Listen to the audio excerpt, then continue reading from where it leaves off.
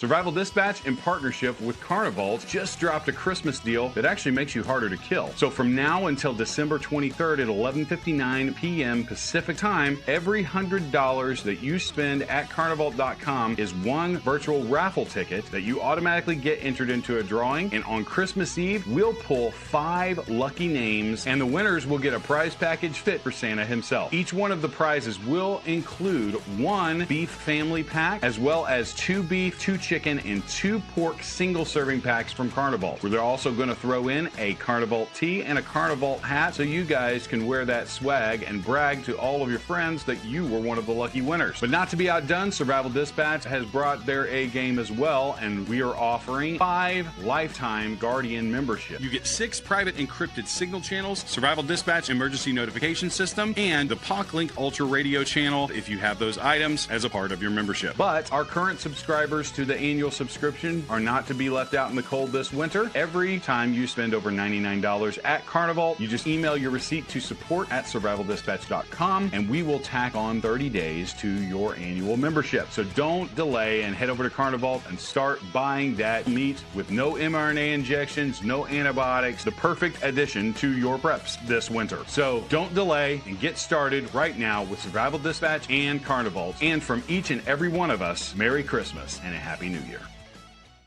Are back. I'm Chris Evans, the CEO of Survival Dispatch, joined tonight by my good friend Randy Nance back home in Texas, combat wounded Green Beret, and below us our good friend Jeff MD, 26-year CIA case officer, author extraordinaire, affectionately known as 007 in-house here. Tonight we're going to be discussing the fusion of big tech and Big Brother that's actually already started, but will kick into high gear post 9/11 2.0. But before we get into the main topic, we've got the conflicted question of the night. We've got a sit rep. It's a very short sit rep tonight, and then we'll get going. So let me get the boys up on the other stage here. There we go. All right. So conflictedthegame.com. These are 14 card games set in post-apocalyptic scenarios. Most, not all, questions have some element of morality to them, hence the name Conflicted. After defeating a small force of a bigger army, Sarge Linus wanted to use the captured men to strike fear in his enemies' hearts.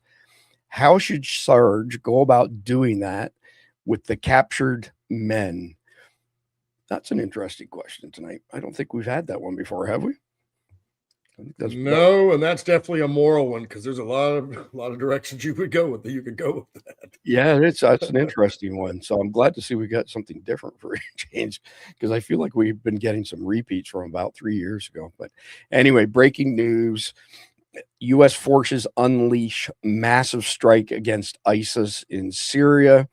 Tampa, Florida, U.S. forces have commenced a large-scale strike against ISIS infrastructure and weapons sites in Syria. This massive strike follows the attack on U.S. and partner forces in Syria on December 13th.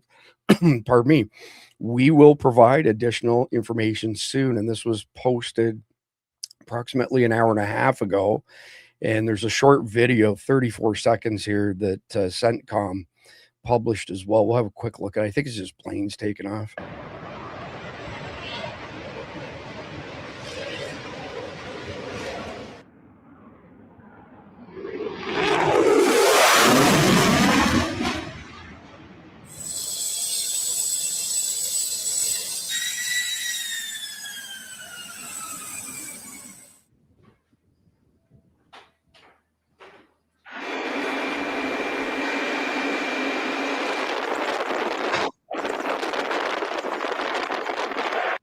So I don't know if that's of this actual operation. What do you guys think? That looks kind of like some, standard video. Photo stuff in there, stock footage.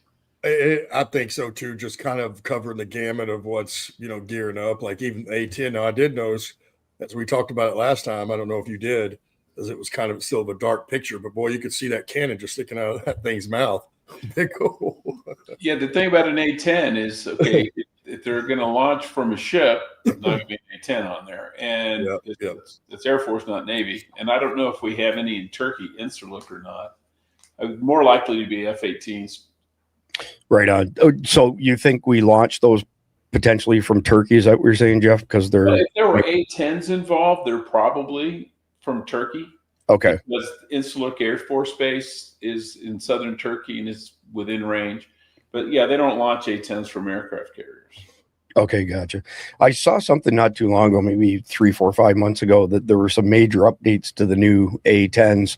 So they've gone from apparently badass to badass on steroids, which was pretty cool. I know I've had plenty of guys like Randy say to me, there's nothing better than hearing one of those things coming behind you when you're engaging the enemy. Best close support aircraft ever built. That's amazing. Absolutely amazing. So pivoting to the next item in the sit rep, and I apologize, I didn't get this into the brief because I literally just caught it, maybe 2 hours ago. This is pretty crazy. Canton, Ohio. Walmart detained 2 shoplifters. An officer arrived and began to work the call. Shane Newman pulled a pistol, pointed at the officer, and pulled the trigger, but the gun did not fire. The officer and LP wrestled Shane into custody.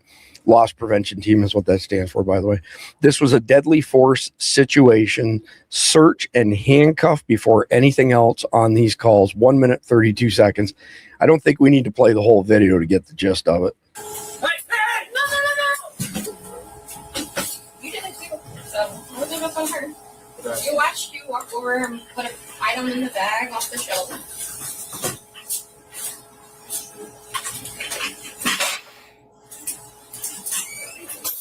Neighbors, please. 5550.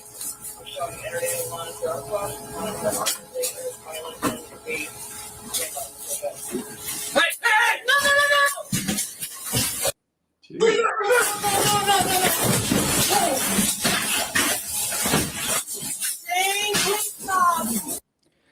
It was good to see some 1970s, 80s style policing happening there. What do you guys? Yeah, I like the flying knee to start.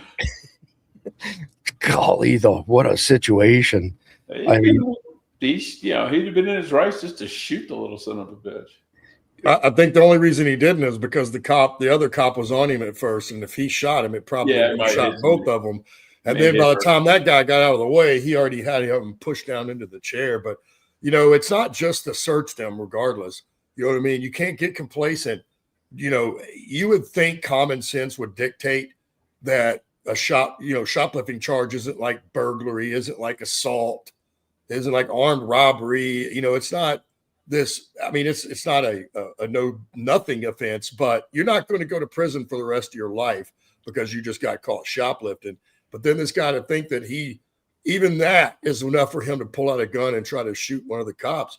You wouldn't expect that. That's pretty crazy. Yeah, he could also be wanted for other stuff, other places, and that makes sense. Found determined not to get arrested. Period. Well, if he was older, I would agree, but it's certainly possible. Maybe that's why he did that. But looking at him, these two look too young to have racked up too much stuff. But you may very well be right because it makes no sense he may have had a dead body in the trunk of his car in the parking lot. Isn't there a heavy mob presence in Canton, Ohio, or am I thinking somewhere else? A heavy what presence? Mob, the mafia. In Canton? Yeah. I've got some recollection of that. Could be wrong. Sometimes, right? Sometimes I remember, sometimes I forget. All right, moving on to certainly far enough up there north to be that. I don't know either, but yeah, I'll have a quick check here in a minute. But next one up, when immigrants arrived at Ellis Island, assimilating into American culture wasn't an option. It was required. But today there are immigrants who literally burn American flags in the street. Why are we allowing our country to be destroyed by suicidal people? It's 2 minutes and 51 seconds long. I'm not going to play the whole thing, but I am going to play a good portion of it because he makes some really good points. And if I scroll up a little bit, you'll see actually this is a retweet by Elon Musk, which is why it showed up in my feed. Here we go.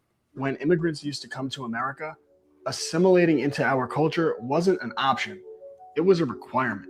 So if you wanted to work for Henry Ford, you would have to attend the Ford English School, where his students would be taught English and were permitted to speak English only. And they would study U.S. civics, U.S. history, the Constitution, democratic ideals, civic duties, to obey the law, and patriotism. He called it the Ford Americanization Program. And upon graduation, they would have a melting pot ceremony. in which his employees would line up on the far side of this staircase in their native attire with native flags. They would then get changed and walk across this melting pot stage dressed as Americans and holding American flags to emerge on the other side, assimilated and welcomed into American culture.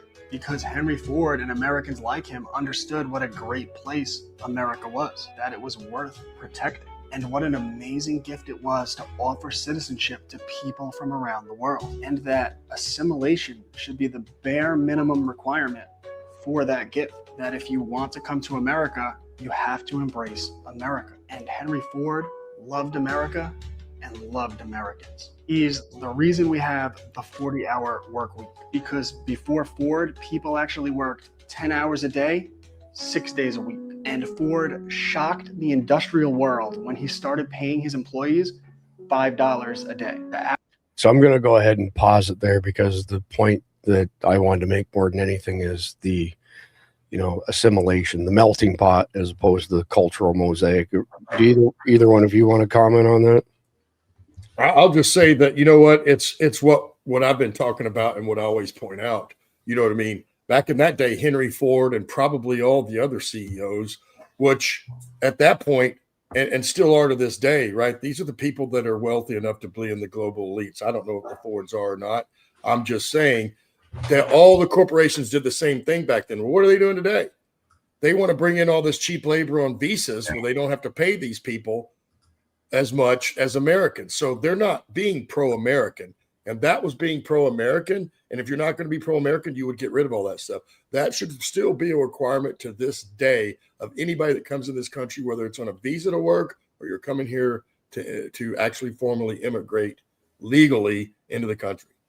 So you're suggesting we should have legislation that says that employers are not allowed to hire anybody unless they're a real American. TM, Randy Nance. That to me, that sounds like common sense, but today, obviously it's not, because it's the same reason they want to dissolve the United States, right? It makes it easier for them to make money and easier for them to control us. And it's no different than them bringing these people in to work instead of paying Americans. They're going to have a company in America and they're going to get rich off of us, like all of them have. That happened because of us. That happened off the backs of Americans. So yes, it should be a requirement even to this day. And it should have never been allowed to get to this degree. So, Randy, I was going to ask Jeff how he felt when he got $5 a day back then when he went to work for Henry Ford, but I thought, well, that might be a little bit ignorant, so I won't say. No, I mean, it was good money back then. Bread cost a nickel.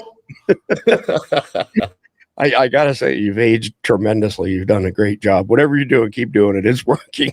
Oil of Olay, buddy. Oil of Olay. Well, what was funny, Chris, I remember back in the day, and it's been quite a few years. I don't remember the exact year. It was probably in the 90s, but I started making $36,000 a year, and I thought that was something, and although at this point that was okay money, but you know what I mean? I was a single guy. It was okay money, but that was about it. Yeah. My dad said, well, you wouldn't believe when you were born, son, during the 60s and early 70s, that was big time money. That's what I made at, such and such, when we were flush with cash. And I thought to myself, that was the difference of 20 years right there. Yeah. Just from the 70s to the 90s, how much things had changed by then. And heck, we're so far past that now, it's not even funny.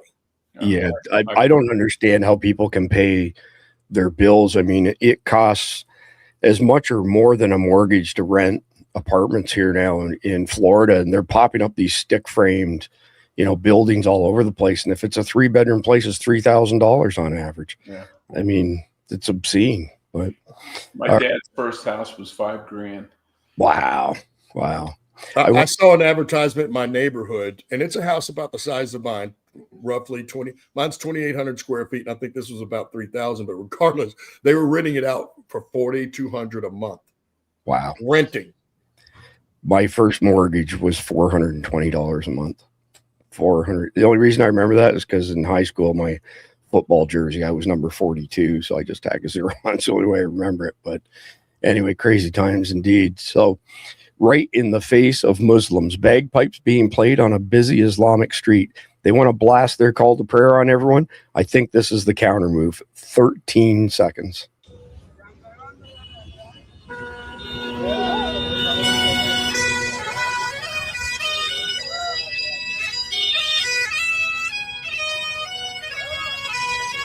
Look at the look on their faces. Oh, That's probably London.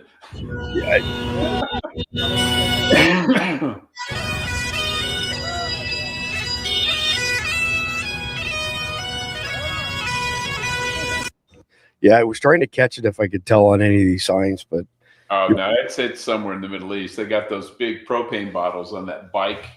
okay. You know, those in Britain. That's cooking gas for homes. Gotcha.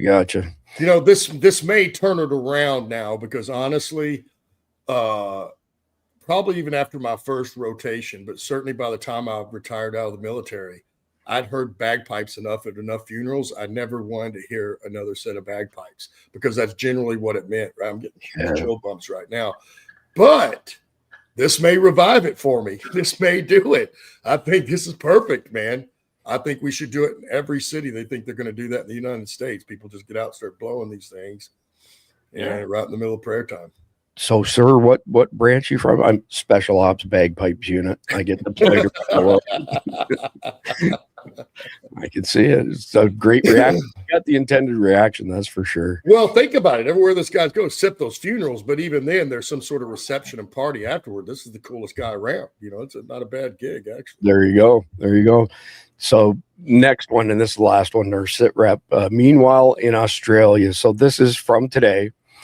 And this is the Australian government's response to the killings in Bondi Beach here. Celebrities and media personalities get put on display to tell Australians that diversity is their greatest strength and it's time to stand up to hate. 26 seconds. Enough. No more division. No more hate. No more racism. No more anti-Semitism. No more Islamophobia. This country is built on diversity, On fairness. On respect. Everyone is equal. Everyone deserves to feel safe. Hate is where it starts. Here is where it stops. It's time to stand up to Oh, I can't even get to that. I mean, What they need to do is say it's time to stop killing Christians and Jews, but they won't say that. I was going to say, you noticed all the things that they actually brought up are like DEI and woke policies, right? There was no, and then it's just so disingenuous, right? Because those people are the ones employing these tactics, trying to tell you that it makes everybody better people. They know exactly what they're doing, folks. They're selling you up the river, and they know it. damn. There's no Muslims in that group. No. So, first audience poll tonight. If you think the Australian government's lost their damn mind, put a 1 in the live chat. Don't worry. You don't have to put a 0 if you don't agree with it. I just want to see how many people throw 1s up in the live chat. Let me get the boys up on the other stage here. All right, there we go. So we're going to jump into the main story here. Before we do that, I want to quickly mention our friends at Wasatch Wagyu, the best jerky in the world, reached out to me this morning, and they wanted to give our audience something a little bit extra for Christmas. So if you go to wasatchwagyu.com, and I'll put the link in the chat here in just a second, use discount code SD20, you get 20% off now. And we do not get any affiliate income from them, just like we don't from Carnival, but they do help us defer monthly bills. And when you support them, it definitely helps us on our end as well. And I appreciate that very, very much. So, Well, this is a joke. I just want to say real quick, does it work if we do SDN 25 or 30 maybe? Totally a joke, folks, but I couldn't help myself. I will put in the replay. The guys at Wasatch Wagyu, I mean, it's a family business, just awesome guys. Just like our friends at Carnival, they are 100% real Americans. TM Randy Nance. I heard through the grapevine too that they're fixing to start sending you royalty payments on this stuff. So just you can retire for a second time now. You're already retired. You get to retire twice. You get another income stream. It's awesome. All right, let's jump into the main topic. So this is episode number 76 of 144 that Khalid and I wrote, and it's called the Long War series. You can watch the entire series in order. You can watch it out of order. You can watch one here or one there, and they will all have they'll all have value for you as long as you understand the context. So the context is based on intelligence from CommandEleven and other places that Khalid has gathered intel from. Keep in mind, he's got 400 guys on his team and has infiltrated over 80 out of 120 plus known terrorist camps in Afghanistan. His intel's the real deal. So what the intel shows is 9/11 2.0 comprised of 10 to 15 tier 2 American cities being attacked simultaneously. Tier 2 means 100,000 to 500,000 population. Each of those cities will have 10 to 15 sleeper cells. Each of those sleeper cells will have 4 to 12 jihadis. All of the jihadis will be given direction from a command and control center in Afghanistan, just like they did in Mumbai 2008 and Paris 2015, where the command and control guys are monitoring social media, legacy media, and they're telling these bad guys, okay, don't go here, go there instead. Stay where you are for another 5 minutes. The authorities are on their way. So keep in mind that these jihadis, many of them will be dressed up as first responders. There's been all kinds of uniform thefts. They may even have official vehicles. There's been a number of them stolen, whether it's cop cars, ambulances, or Humvees. A lot of break-ins at National Guard armories, by the way, and uniforms stolen from there.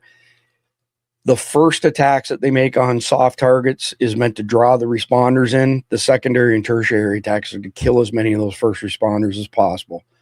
If you remember nothing else from this series, and you were so unfortunate to be caught on the X during 9/11 2.0, but fortunate enough to survive, do not stay where you are. Get as far away as fast as you can. Don't trust anybody. Don't go talk to any what you think may or may not be first responders. Just get as far away as you possibly can, because the secondary and the tertiary attacks will be worse than the primary ones. So each of these cities, by the way, will have one level 1 trauma center, and the jihadis in each of these cities will converge on that level 1 trauma center, and they will siege it.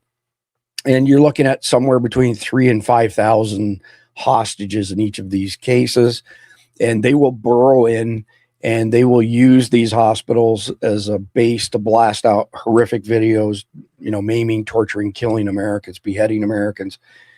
It'll be just absolute hell, to be quite honest.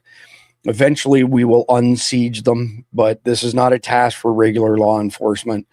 It's not even a task for the FBI's HRT team. And even if it was, they don't have enough. The HRT teams, there's 4 of them the FBI has, with a total of something like 140 actual officers, like actual tactical guys. So clearly not enough to handle a national emergency like this. So with that being said, that's the context. Once you get that, absorbed, everything else will start to make sense. So tonight, the topic that we're discussing is essentially big tech plus big government fusing together. And again, this has already started. It was put in motion under Biden. It's been dialed back a bit as far as the public facing side of this administration is concerned. But on the tech side, I don't think it's been dialed back at all. And then if you look at Europe, this stuff is in massive overdrive. So it's essentially, when I say fusion, it's corporate / government partnerships, and these tech giants and government agencies essentially merging data streams to monitor you. So Khalid's been warning us over these complex coordinated terrorist attacks that will likely hit 10 to 15 cities simultaneously. And, the most sophisticated surveillance apparatus in history is now watching law-abiding citizens. How many times did you hear during the Biden admin? How many times did you hear from Obama that white men are the biggest threat to, the country domestically? Just a total crock of shit.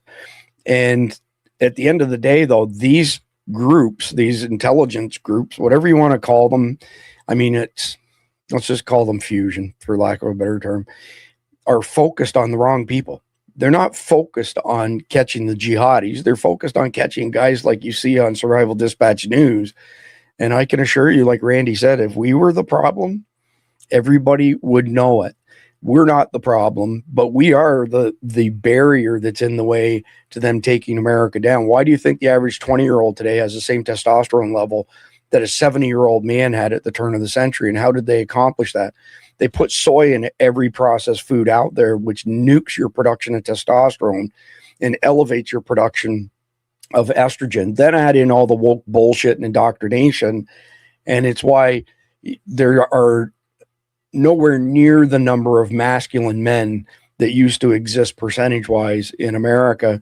My personal opinion is we need to bring back toxic masculinity in a big way, because that's what protects our country and our families. So tonight we're going to talk about being targeted, what you can do to potentially reduce your digital footprint, not be targeted as much, because after 9/11 2.0, this stuff is going to accelerate to a massive level. So again, imagine these CCTAs happening across the country, and everyday spots could be the French Quarter, for example, something straight out of a disaster movie, essentially. And this isn't, fiction. This is legit intel from Cleed and his team. So you're looking at events that would dwarf 9/11 1.0.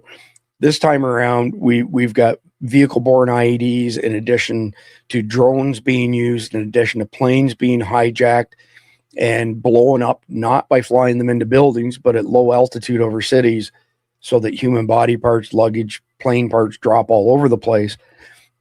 And we've had this long period this year of ISIS, essentially, because ISIS are the guys, they are the point men on the jihadi sleeper cells. AQ, Al-Qaeda, on the other hand, they're the guys that are the airplane guys, the bigger type of events.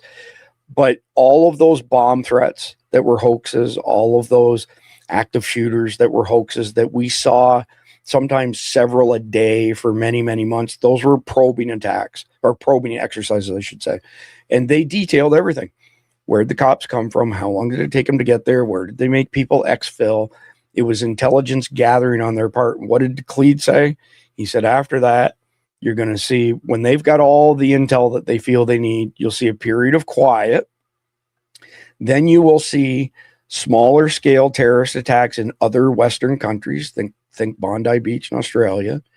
And then you will see the big show in America. Now, this is just my opinion, so take it for whatever it's worth. But I did run a number of statistical models on this. As of today, pardon me, I was going to say tomorrow, my days all blend together. As of today, most, if not all, schools in America are on Christmas break now. 9/11 2.0, they're not going to do it and give up the psychological effect of blowing up schools and killing students and youngins, because obviously would be a horrible situation, and that's what they want. So it just, in my opinion, there's probably the opportunity for small one-off attacks between now and school going back in, similar to what happened in New Orleans on January 1st of this year. But after that, we're deep into the attack window as defined by Cleed, January, February, and even into March. And that's when 9/11 2.0 is likely to happen. I personally do not think that you will see any big terrorist attacks between now and school going back, because it would radically alter our security posture, and things would get cranked down in advance of 9/11 2.0 and potentially, screw their plans up. It'd be a beautiful thing, but unfortunately, they're smarter than that. So let me get the boys back up here on stage. Jeff, I'm going to come to you first on this one. And I'd like to get your opinion on what's your gut feeling, because we talk about gut feeling. It's not scientific, but Tony Blauer talks about gut feeling. Don Mann talks about gut feeling and how we ignore it at times. Yeah. A cat sees a dog, the cat runs away. That's their gut instinct. Humans might stick around, and everybody who survived a horrible attack goes on to say, well, it didn't feel right. And sure as shit, it wasn't. What's your gut tell you? Not statistics, not an engineer standpoint, just Jeff MD's gut feeling of where we are right now. Well, I think there's definitely something brewing, because they have not achieved their objective. And their objective is worldwide caliphate, and they will keep doing stuff that will take them closer to that unless we stop them definitively. So, and we have not stopped them definitively, especially not at home. because everybody's dancing around the issue. And not every Muslim is a terrorist, but damn near every terrorist is a Muslim. I mean, that's just the sad truth. It's like saying all rapists are male. Yeah, about 99.999% of them are. Every once in a while you get a woman rapes a guy, but it doesn't happen very often. But yeah, let's just be honest. If you look at the terrorist events throughout the world, they are almost all the result of now you've got Muslim terrorism, and then you've got anarchists. That's the other group that blows stuff up and kills people for no freaking reason. And those two, it used to be in the 60s and 70s, there were radical socialist groups like, the Baader Meinhof gang and the Weather Underground and all these leftist terrorist groups. Most of those have gone by the wayside. Now it's anarchists and then Islamic terrorists. But they're still out there. They're not going away. Yeah, and I would add in there as well cartels, gangs that work with cartels like TPA. They're doing it for money. Yeah, absolutely. It's not ideological with them. Yeah, I totally agree. Totally get. They're very opportunistic, right? So, Randy, thinking big picture here, what's the biggest thing that we could and should have been prepped post 9/11 and that we're not doing as a country? So I'm not talking individuals. I'm talking like overall as the country, things that we should have in place as a result of 9/11 1.0, things that have actually been defined like NIMS, National Incident Management System. But what's the biggest prep that we've completely neglected as a country? I don't think we as a people have done it. You know what I mean? But I think the people that are steering this boat, like I've said many times, not only are they very smart, they've hired some of the smartest minds on the planet, and just like Jeff was talking about, it's not just the jihadist now, it's also the anarchist. And, I looked for a tiny minute at the document that Mad Bomber Mike sent on the app earlier about Antifa, and it lends to what I said. You know what I mean? These are very smart people that have thought this stuff out. And we haven't been smart enough to outsee that. Most of the stuff, in my opinion, most of the stuff that came of the Patriot Act probably should have never been put into place. We didn't need any of the extra stuff, everything that the government keeps tacking on, because as it turns out, we should have known it was coming or we did it to ourselves. Either way, it should have and could have been stopped. It was allowed to happen. And I think that's what's to our biggest detriment now. I don't know what the average citizen or even all of us as a group, because it doesn't matter who we vote for when they've got the machines jacked, they've got all these paper ballots, and all this stupid stuff that a normal functioning society, certainly as advanced as we are, wouldn't have. We should have, everybody has one vote. You either take it or you don't.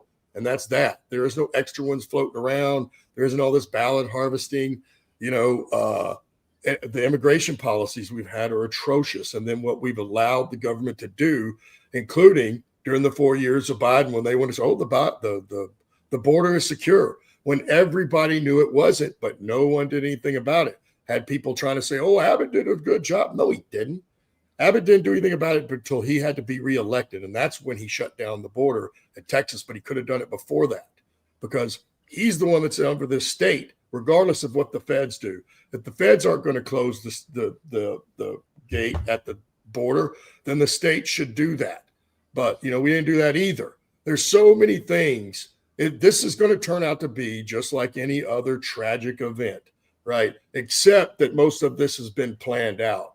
There's going to be a series of events that lead to it. It isn't just going to be one catastrophic fail. There's going to be quite a few that lead to it.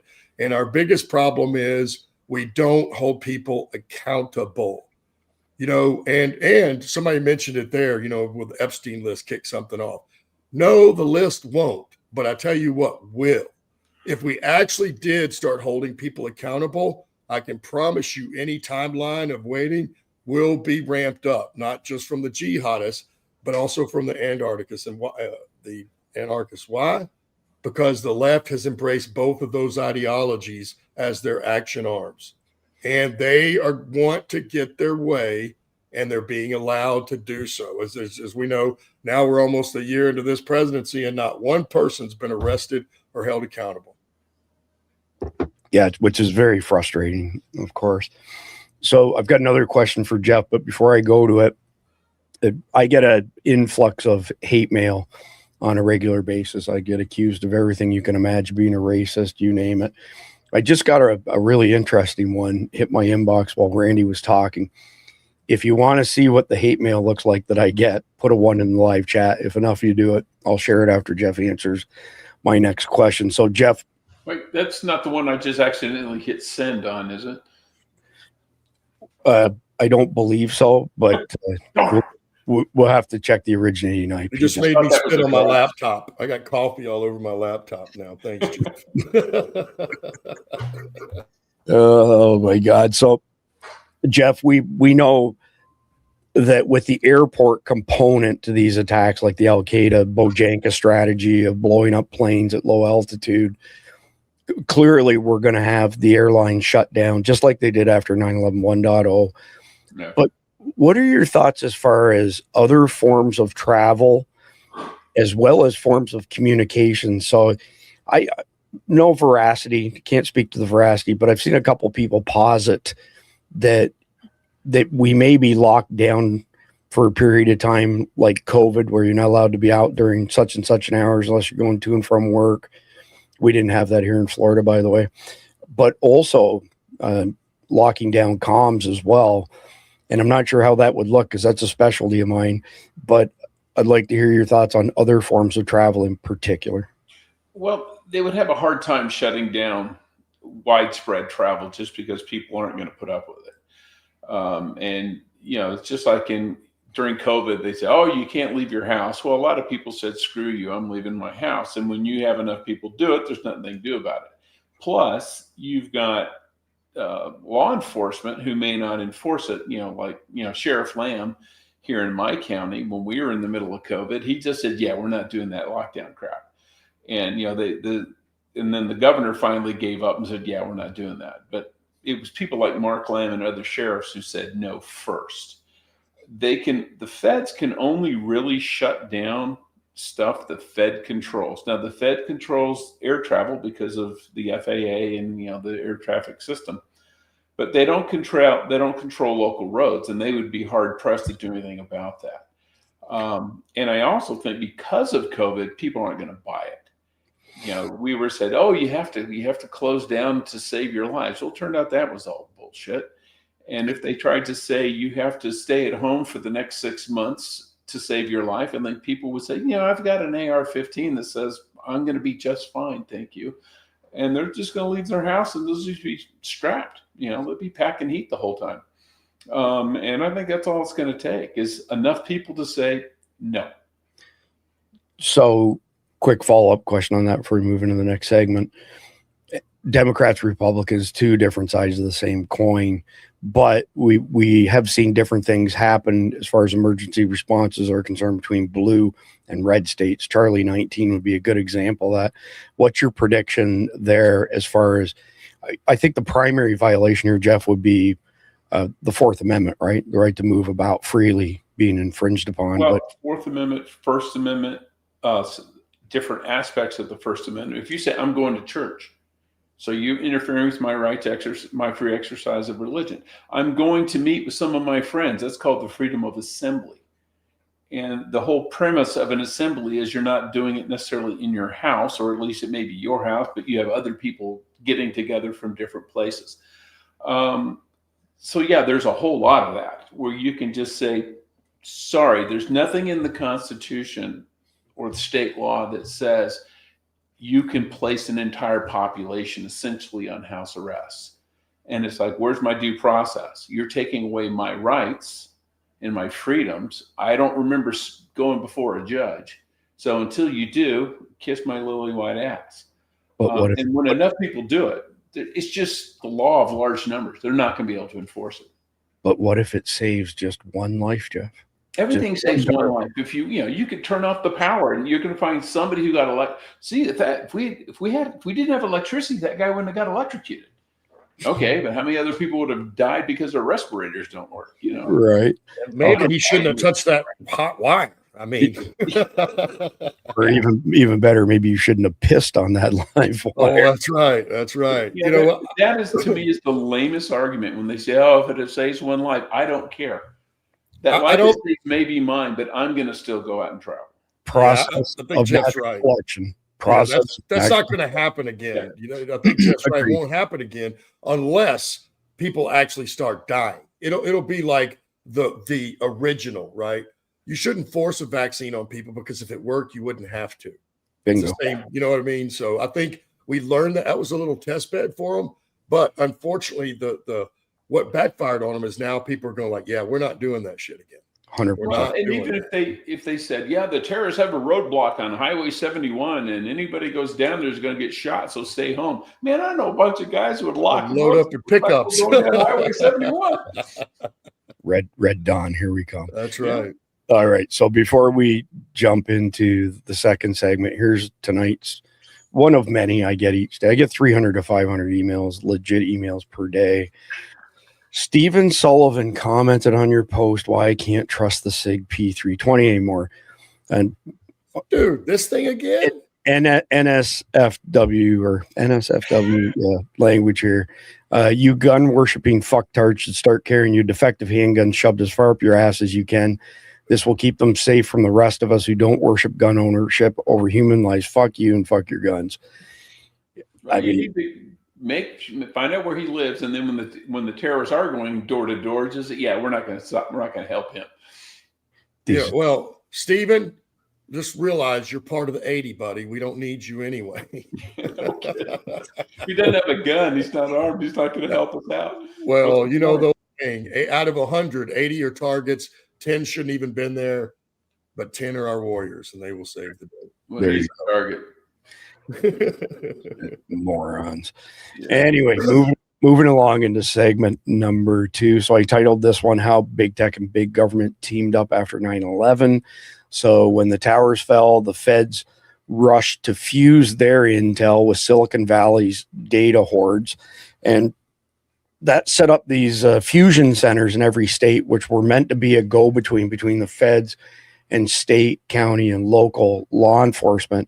Looked great on paper, but it essentially turned out to be a really creepy scenario, like a creepy set of SOPs, standard operating procedures, because the information they gathered on people was pretty egregious, in my opinion, coming from high tech. I was in high tech during 9/11 1.0.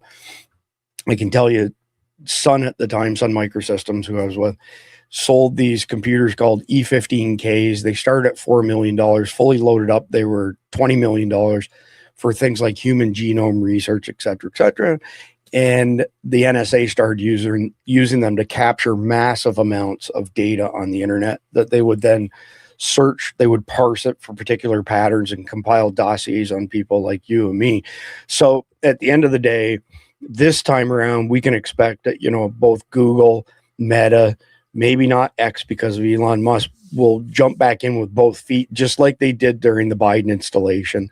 They did a mea culpa after, Trump won, but they were all in favor of, let's lock things down. I know from firsthand experience, I was deplatformed. I was given all kinds of strikes. I have a channel on YouTube with 444,000, almost 445,000 subscribers. And Tuesday night's broadcast that I did solo, when I got up the next morning, that channel had 4,200 measly views.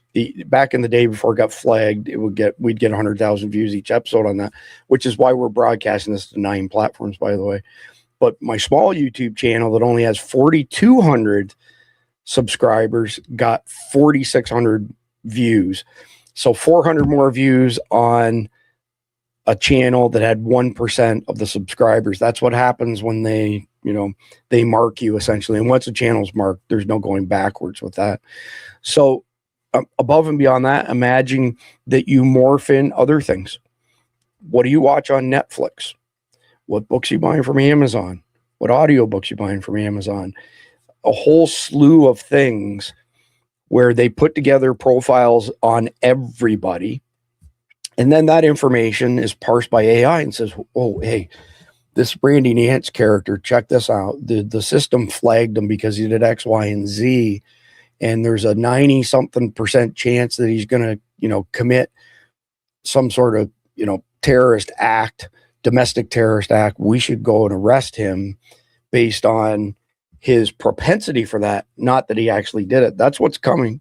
I mean, George Orwell wrote about it. Others have.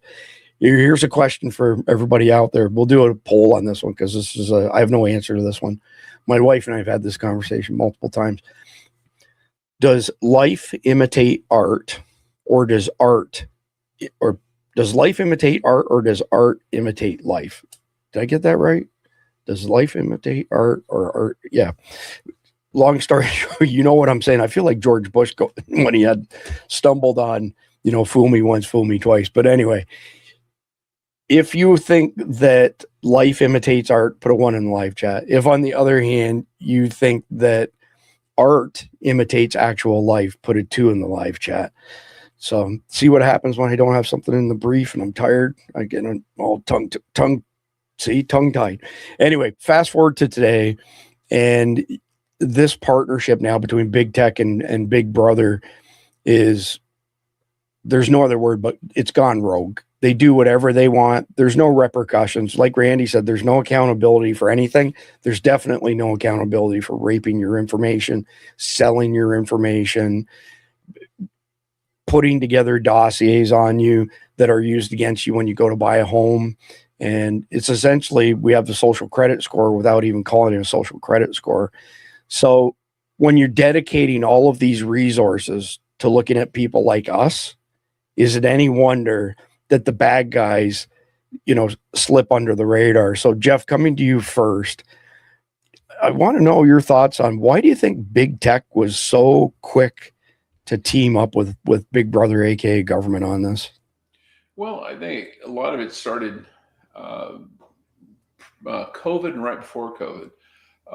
Big tech, California tech, is very liberal, and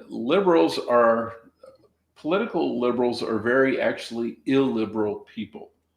They are the ones that are intolerant. They're the ones that want to censor people. The liberals from the 60s were free speech. The liberals now are pro-censorship.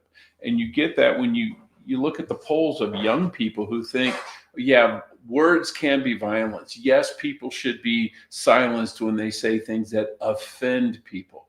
Okay, anything can offend somebody. So you shouldn't be able to say anything by that definition.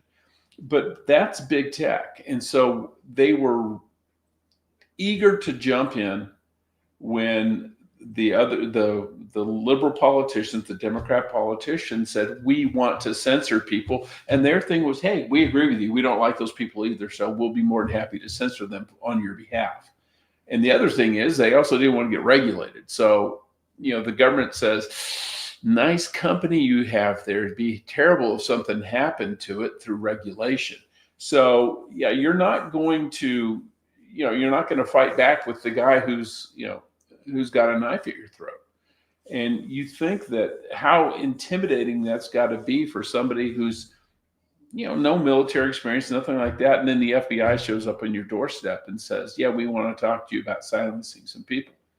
You're going to go, yeah, okay, I'll talk. Yeah, and that's essentially what's happened in Europe, right? Great Britain and other areas where they've thrown people in jail for, God, they made a social media post that it hurt somebody's feelings. Yeah. So release 3,200 hardened criminals because we need to make room for 3,200 people who made social media posts that hurt somebody's feelings. 3,200 hardened memers. Yeah, that's a real number, by the way. That was 2024.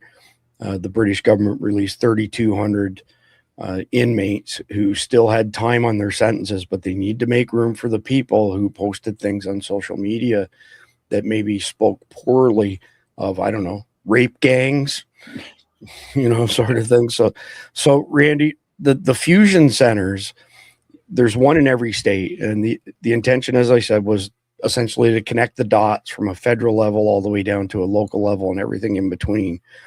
Why do you think they've been focused on guys like us as opposed to the real threat. Well, I think it also paints the picture they've been saying, right? I mean, if they've been saying we're the problem, how can they then paint it a different way? You know, I think Jeff's right. More than likely, they threaten them in some way. But I was also thinking, hey, I mean, look at all the things that went out of business since the USAID and all those NGO money dried up. How do we know they weren't just funneling them a bunch of money? We know that, you know, Zuckerberg and all the rest of them donated a bunch of money back to them. It seems to be the playbook. So maybe they just gave them money. But, you know, again, it comes down to accountability, and we're just not doing it. Well, let's just explore that for a minute. Why do you think Dan Bongino stepped down? Gosh, I wish I knew. You know, I've been trying to, figure that out for the last couple of days. And then I'm waiting to see what he's going to say, you know, because how does he survive this himself and just go back to the podcast as in the way it was, right? Because we all know what his message was. And then because of that message, he got this position. Then he's there less than a year, finds out that, well, nothing's going to change, probably is what I assume, that he's one of the only ones that still has any credibility left and saying, look, I can't be a part of this because we're having to lie and do the same thing that I was talking about before I ever took this position, you know, and at that point, you guys, we got to ask ourselves, why would you do that? I mean, that guy went from making millions of dollars every year on this podcast to getting paid a couple $100,000 a year at tops. And then to get beat on by everybody, you know, that's on the other side. I would imagine that he's got some sort of shred of morality left to him, and that's why. I would agree. So it's public knowledge. This isn't anything that's hidden. Dan Bongino is the largest shareholder in Rumble. He has something like 11-12%. And the last time I checked, it had a valuation of $100 million, just a little bit over that. So when you got $100 million plus, a couple 100,000, like Randy said, per year, he had to be doing it because he felt it was the right thing to do, and then found out that it's maybe not the right thing to do. Well, and then also look at the amount of abuse he's probably taken, right?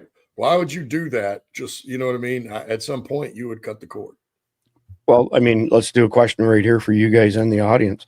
If you think that Kash Patel is compromised by his 20-some-year-old girlfriend who's an Israeli operative, known Israeli operative, put a one in the live chat. I think Kash Patel is I don't think he's on our side, to be quite honest. I think he's compromised. What do you think, Randy? At the very least, he's compromised. At the very least. Jeff? I don't know enough about it. I don't know enough about his girlfriend to make any kind of call one way or the other. But I think with Bongino, he was running his own show, and that gets addictive. Sure does.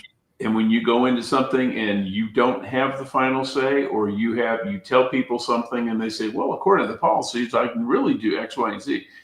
I think it frustrated him just like it frustrated Elon Musk. And Musk had more power and control than Bongino ever did. Yeah. And a bureaucracy as old and as big as the FBI, you know, it's like a super tanker. They don't stop on a dime, and it takes them, you know, takes a day and a half to turn around. And I think he got frustrated by it and just said it's not worth it. And our system's been in place for a long time. I was since watching the 20s. If you watch the series Homeland, right, that was about this, what that was like in 2012 to 2016 or something, it was several seasons, and they kind of touched on that. You know what I'm saying? Oh, 24 was more accurate, I think, than Homeland. Homeland was.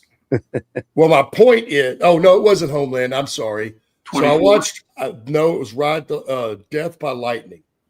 It was, there was only 4 or 5 of these series. It was about President Garfield, because whoever heard, we all know he's there, but nobody really knows anything about him because he was assassinated 3 months into his term. But he wasn't even running for office when it started. It was Grant against Sherman. And he got up and made the speech to introduce Sherman. And through that speech, somehow turned it all around accidentally. And then the next thing you know, they voted him in.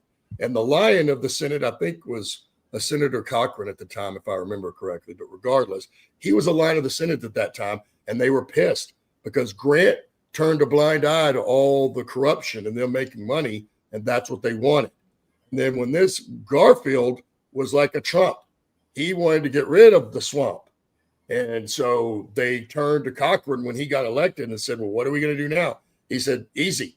We're just going to undermine him every step of the way. So we've been doing this for a long time. Good point. Good point, Randy, for sure. So that's the end of segment number 2. Moving into segment number 3, I titled it Surveillance Turned Inward, Missing the Real Bad Guys. So we have this massive spy machine that's been built, and it started obviously long before 9/11 1.0, but that kicked it into high gear. You've got phone taps, facial scans at airports. They're focused on all of these things that are just flat out wrong. Why are you patting down my 80-year-old mother and making her take her shoes off? That's just security theater. That is complete and utter bullshit. If it walks like a duck, quacks like a duck, it's a duck. And those ducks are Muslims. They're Middle Easterners. They are not people who look like real Americans. TM, Randy Nance. So I think that the way they wired up this whole infrastructure, domestic intelligence infrastructure, it's essentially, rigged. It's rigged. And when you end up with these tyrants in control who get upset over things like CRT, critical race theory, DEI, so on and so forth, I mean, they're focused on all this politically correctness bullshit. They're trying to blame white males for everything. We're the only demographic that it's okay to pick on. But if you say a negative word towards anybody else, racist, misogynist, and how many people have said political correctness will be our great undoing? And that's no joke. So there are actually, if you dig deep into some of the ridiculousness of what's been swept up in these, domestic terrorism investigations, I've seen pictures of people's cookouts where they were being spied on because, it's a bunch of white families having a cookout on a Sunday, and all of these guys are gun owners, and these guys are real Americans who like to do manly things. We should really gather as much intel on them as possible, because clearly it's them, not the jihadis, that pose the biggest threat. So at the end of the day, when 9/11 2.0 starts rolling, I don't think there will be accountability, just like Randy said, but the rest of us will be able to say, we told you so, you fucking idiots. We told you so, and you let this happen. And it's so incompetent that I don't believe that it's straight up incompetence. I believe that they're doing it on purpose, because we are the firewall between globalism and freedom. America falls, Agenda 2030 goes full steam ahead, and they end up with their 15-minute cities. You end up in a Hunger Games like situation. You have social credit scores, you have digital money, and they have complete and utter control over everything that the little people do, and only the money kings have any element of freeness. It's just mind-boggling that we could even get to this point, let alone we would have fellow citizens who agree that this is the way we should be going. So, Jeff, coming to you first, and I don't expect you to have a real number, but just speculate on this. What percentage of budgets for what do we have? 19 intel agencies, 19, 18? Something like that. Yeah. So percentage-wise of their budgets, how much of it do you think has been completely wasted looking at guys like us instead of looking at the ducks, the jihadis? For the domestic ones, quite a bit, because they're the ones that do it. DIA, Defense Intelligence Agency, they don't really look at domestic stuff. CIA doesn't really either, despite what everybody seems to think. They're foreign intelligence agencies, and that's what they focus on. At least that's what they're supposed to. But a lot of it is because, and again, there's always limited resources. You never have, and you ask any bureaucrat, they always want more, and they can always spend more. But when you have a program and they just shovel, first of all, they were after 9/11, they were throwing money at, like, the CIA is the only thing I can speak of. They were throwing monies at us by the bucketful. And eventually, they were, and I would see people spending money on just stupid stuff, because government budgeting is this: we start with what you got last year, and then we add to it. But if you didn't spend all of everything from last year, we take that away from last year's budget and next year's budget. So everybody's in a rush to spend all their money, especially in September, because that's the end of the fiscal year, and it's got to be gone by October 1st. So they build up these programs, and people, it's human nature that if you see a really hard task and an easy task, you do the easy task first. Or sometimes that's all you do is the easy task. And it's, for law enforcement, it's really easy to focus on, the white supremacists, because, well, first of all, the real white supremacists, the skinheads and stuff, they're pretty easy to see. They're not good at hiding. But there's not that many of them. So then you start looking at, well, anybody who has a gun, anybody who has this bumper sticker, anybody who has, goes to this website, it's easy. And the results are minimal because there really aren't white supremacists out there. There's not big Christian national groups trying to overthrow the country. So you can say, hey, look, we did a great job. We prevented it. They haven't overthrown the country. Yay us. Well, they never were. Right. That's like me going into a men's prison and say, I have stopped the unintended pregnancy rate by 1,000%. There are no unintended pregnancies in this men's prison. Look at me. I'm doing such a good job. I need a bonus. That's a great example, Jeff. So, Randy, question for you. If AI is supposed to crunch threats, why do you reckon it's spitting out false alarms on average citizens more so than coordinated attacks by jihadis? Well, as we've mentioned on here, right, it was man that made AI. And then the people that are in charge of the AI are not on our side. So it's probably intentional. You know what I mean? It helps destabilize the area. It keeps people guessing. Because Jeff had on it rightly, and we've mentioned it many times. The reason they say the middle-aged white man is the problem is because we're the only ones that will save the planet, like we have numerous times. If you look back in history, I hate to say I'm not people call me racist for it, but anybody that knows me knows I'm not. The fact is, white people built all this. We're the ones that conquered it all. We're the ones that built it all. And we're the only ones that could stop this. And they know for a fact that the white middle-aged male owns more guns than anybody else per capita on the freaking planet. And that's another reason why we are the only group that could actually stop them. And so as long as they keep us suppressed, and you asked about how much money they spent on the budget that was wasted. Well, probably none of it as far as they're concerned, because this is exactly the group they wanted to watch. Now, as far as us as a society, we want them to watch the real criminals. So all of it was wasted. But really, that's going to be in the eye of the beholder and how they viewed it and what their strategy is. And so. But if your mission is to prevent something that's never, ever going to happen, it's really, really easy to be successful. Yeah. But that was a great answer, Randy. So one more question for you before we wrap up segment 3, Jeff. Do you buy the line that more data equals better security, or is it just an excuse to keep tabs on us and market stuff to us and all those sort of things? Potentially, yeah, more data would be. I mean, you're obviously, if you more, it's like more points of information is better than less. Better than some guy come up with one thing and you base all your policies off of that. But with any computer system, and AI is just a big computer system, garbage in equals garbage out. And if you're cherry picking the data you're putting in, and by that I mean you're doing all the, white nationalists, and then anything having to do with Islamic terrorism, you just conveniently omit. And then your machine language, your machine learning language, your AI is going to come up with information theories, conclusions based on a bad data set.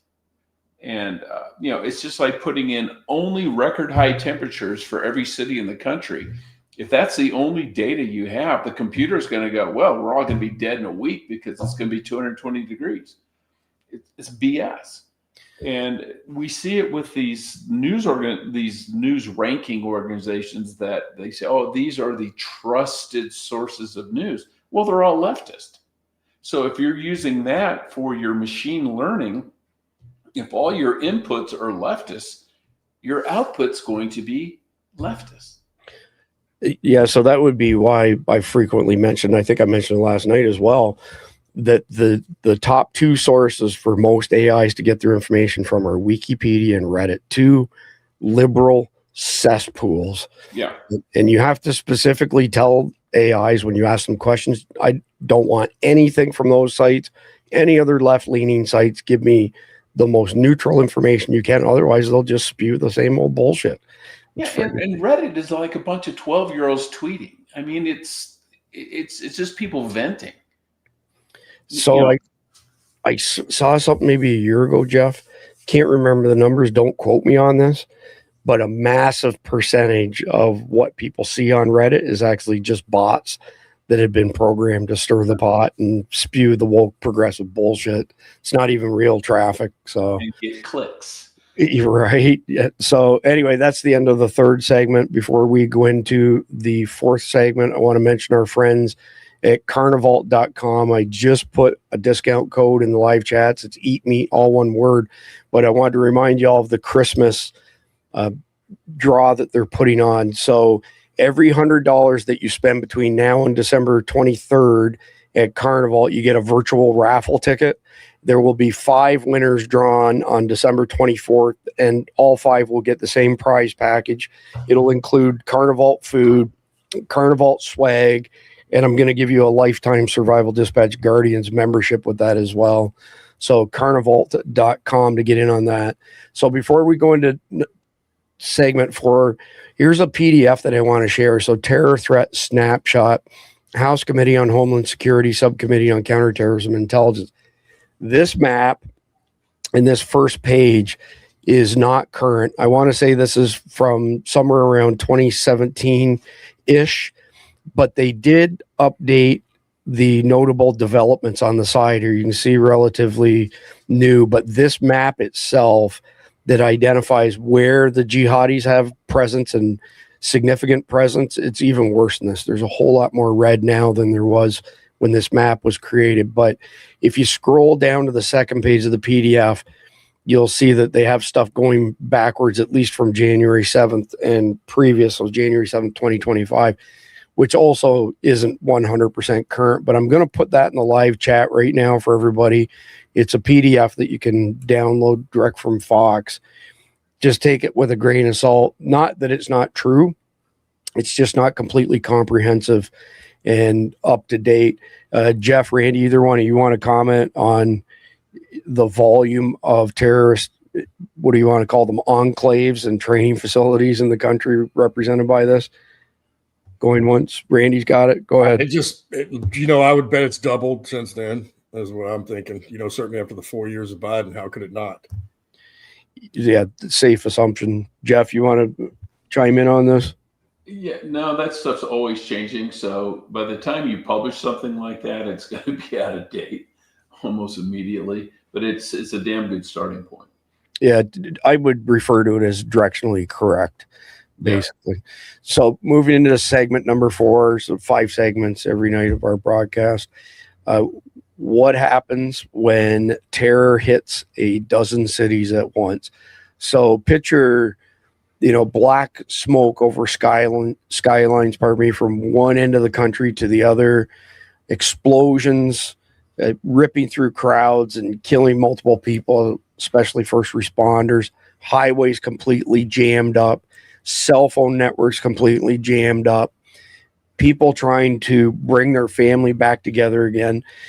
Basically, the stats on this stuff, when you run statistical models to say when is it most likely that we would see these types of attacks, and you give it a good long description of what the scenario is that you're painting, I ran 3 statistical models on this. I've mentioned it before, and all 3 of them came back and said this type of attack, 9/11 2.0, is likely to kick off on a Tuesday, Wednesday, or Thursday at 09:30 Eastern time, and then cascade across the country because kids are in school, the markets are open, people are at work, the highways are busy, the planes are in the air. Those early morning flights are all in the air.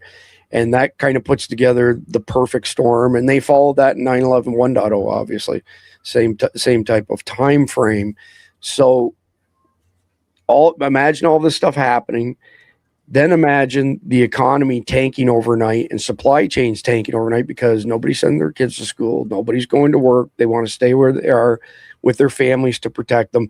The first thing that will go is the supply chains will be completely, screwed.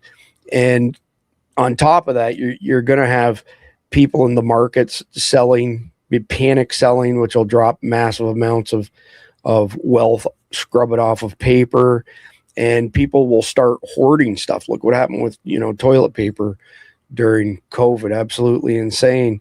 But longer term, this leads to martial law creep. And as Jeff likes to say, if you go search the Constitution and you search for the words martial law, it's not mentioned once anywhere in there whatsoever. And I also think that you will see public sentiment towards leaders at all levels just completely tank. How in God's green earth could you have let this happen to us? And this will have repercussions for many, many generations. I want to back up to the supply chain just for a second.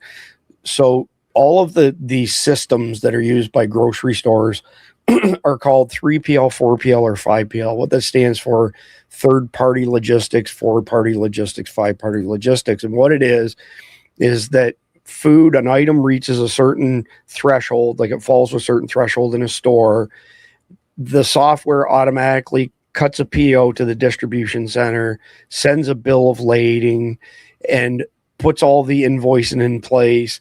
It's all automated. The guys who are at each one of those other entities, they can see everything related, every PO sent to them, when the expected delivery should be, what stores are they breaking up this pallet for, so on and so forth. When people aren't going to work and people aren't driving semis and flying planes to bring goods to other parts of the country, the supply chain will absolutely crumble. And I saw some people in our Guardian chat discussing what they thought grocery stores will look like. I will tell you what grocery stores will look like because I've lived through countless hurricanes. You will see the shelves absolutely stripped in the blink of an eye, and you will not see those shelves replenished. You're not going to have 72 hours to go get what you should have been buying right now. And my warning to all y'all is whatever you can afford, set extra aside each paycheck to add more to your preps. Myself, I think you should have a minimum 1 year's worth of food. Minimum 1 year's worth of food. I realize it's not realistic for everybody. Go to the grocery store, spend a few extra bucks, bring home an extra, case of bottled water, for example. Stack up stuff with a long shelf life. You can't get better than Carnival, period, full stop. Whether they were our show sponsor or not, 25-year shelf life that doesn't require refrigeration. Coming, from Florida and hurricanes, extended grid downs, we have lost food ourselves in the past because we didn't have sufficient backup power. We do now. We have for many years, but it sucks really bad when you have a freezer full of expensive meat and it all spoils because you don't have a backup for your power sources. Don't have to worry about that with Carnival. So all of that being seen, it's a perfect storm that reverses so much progress we've made in, let's say, the past 200 years. Let me just throw one more thing in there. Now imagine that you have foreign adversaries, both kinetically as well as logically over the network, turning off sections of the power grid, turning off sections of communications. Chinese have been wargaming with satellites for years now, and the wargaming that they do against their own satellites is one intention: to take our satellites out. So take out our GPS satellites, take out the Iridium satellites, which are privately owned, but used for sat phones, Garmin InReach Minis, all of that kind of stuff. So Jeff, coming to you first on this, give me your thoughts on drones in 9/11 2.0, because we haven't spoken at length in the context of 9/11 2.0 as far as the usage of drones is concerned. Well, I think you're going to see used on both sides. I think the terrorists, if they're smart, they know what they want to accomplish. They'll probably use drones for their own surveillance. They're going to use it for figuring out where they want to attack next. They can send a drone up, see, are there police there? No. Okay, get in there, do what you need to do. Okay, yeah, they're coming after us now. They're going to be, the cops are approaching from the east. We see that on a drone. Let's prepare for that. And then, of course, the cops are going to do the same thing. They're going to put up drones. They're going to try and do as much intel gathering remotely as they can, because it's just it's safer and a lot more efficient to do it that way. And then afterwards, I think you're going to see a lot more drones from the police side, no matter what, just because they can't be everywhere at once, and they're going to take a beating on this when this attack goes down, and drones are just a safer way to go out and do things. So one more question, Jeff, before I go to Randy. So what kind of economic gut punch do you think we'll take from travel being shut down, multiple forms of travel, not just planes, and the effects that that'll have on supply chains and trade in general? It's going to be very similar to what happened after 9/11, because 9/11 kind of came out of the blue. Nobody knew what to do, what to think, or anything else. This happened. This is going to be a much larger attack, but a certain segment of the population is going to say, okay, we've been through this before and we survived it. If you're in a small town somewhere, I would hope that those people have enough sense to understand that, okay, that was Buffalo, that was St. Louis, that was here. That's not in Searcy, Arkansas. There's probably not going to be a big terrorist attack in Searcy, Arkansas. So they don't have to hunker down like people in New York did, or things like that, because you thought, okay, is there going to be a second round of attacks? So I think it's going to be worse than the first 9/11, but not, it's not going to be geometrically worse than the first 9/11. Fair enough. So Randy, I've got two questions for you. The first one is, how long after this big attack happens do you reckon it'll take before people start calling for heads to roll? Well, I think, it's going to depend on how successful, how devastating the attack is to how quick that happens. And then if we see what we also suspect, whether it be the Chinese or Antifa or both, pile in on that, it could be several days to a week. But it's not going to take long once the news cycle comes back to normal, or so to speak. I mean, for people who are watching it, I would matter within days, but then again, if they close it off, if we lose power and everything goes down 2 or 3 days into the attack, I guess that would depend on how long it takes them to get everything back up. I mean, people might be thinking, or they're saying it where there are, but there won't be an internet, there won't be the news. So Yep, fair enough, Randy. What's the one impact on daily life that scares you the most when this nightmare kicks off? Well, if the water goes down, if electricity goes out, and then people don't get their water also, because at some point those treatment plants won't be working and you won't have clean water coming right to your faucets in your house. It's a big deal. As everybody knows, it sucks to not have food, but will kill you quicker is not having water. Boy, how. And that's just a fact. And so, I think Jeff's right. Well, I think we all know what's coming. I've been saying it probably since 2017, I think, was the first time I heard, people were already getting upset about everything at that point. And people were saying, well, maybe we should just have another civil war or revolution. And I said it then. I said, you got to be careful what you ask for. Man, well, we got plenty of guns. Yeah, well, sure, we got plenty of guns. It doesn't matter how many AR-15s we have. The moment they haven't been trying to bait you into a race if they don't think they have the fix, right? And that's the part we have to realize. Even with these jihadis, they're going to allow it to happen because they think at some point they're going to be able to reel it back in. And you have to understand what that means, because Nothing like that has ever existed before. That's a fact. Usually when a war starts, just like our own Civil War, everybody thought it was going to be this quick thing. By Christmas, it'd be over. And I think that was only a couple of months, right? And, the very first battle, the aristocrats, the wealthy folk came out to watch. That never happened again either, because when people start killing each other on that scale, it's not what you expect. And once you start spilling the blood, it's very hard to stop. So I told them then, it doesn't matter how many AR-15s we have. And again, in 2017, we didn't really have armed drones quite like we do today. And certainly Ukraine hadn't happened, where they've now worked out all these SOPs for these drones. I told them then, if you don't think the billionaires will have millions of those drones out in a split second, and then they will have them armed, because at that point, all the pieces were in place. They just weren't put together. Now they are. They will use that, because, the average citizen has no recourse or defense against a drone swarm. Zero. True story there. So before we move into the fifth segment, this account on X, no to digital ID.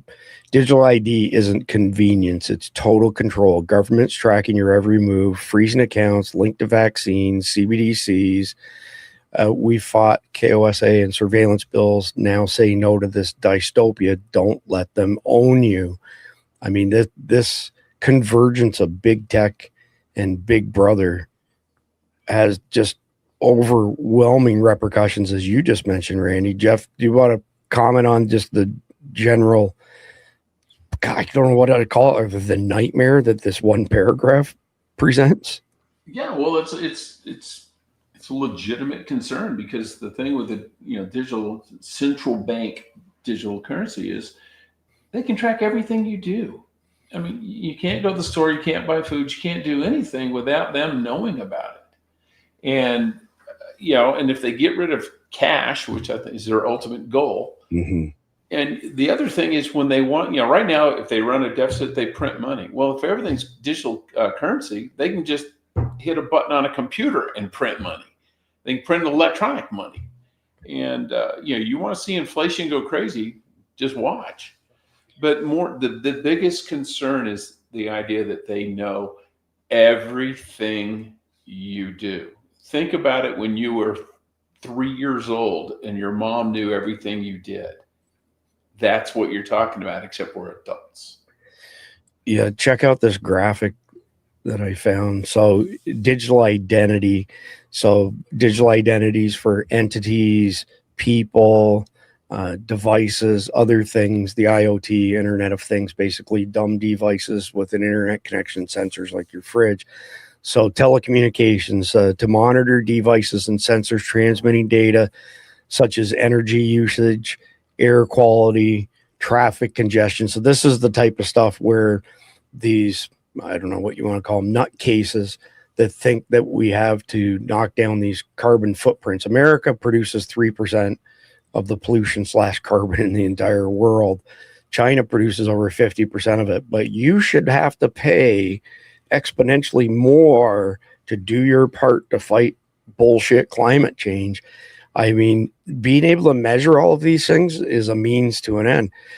Further with telecommunications, in order for you to own and use your devices, well, wait a minute, is your social credit score worthy enough of that? Or no, we can't. Or how about what's been going on in China? Oh, you jaywalked last week, so therefore your sentence is you get 30 minutes of internet every day until further notice. Then you've got e-government, which is well underway. So all of your information sitting in government data centers that are easily hacked. You've got access to all of your social media platforms. That's already happened. They all turned the keys over, except for X now and Substack, of course. But everybody else has given the EU a backdoor under the DSA Digital Security Act that they have there. Everything that you buy, whether it's a credit card or e-com, is already being measured. As far as humanitarian responses are concerned, think of what happened to people post-Helene who had Trump flags and what FEMA did, because you had some DEI hire basically saying, don't help anybody who voted for Trump skip their house and go to the next one. And I mean, that's thoroughly documented if you don't believe me. It was a black girl who was a DEI hire and a piece of shit that did that. So now think of your travel mobility.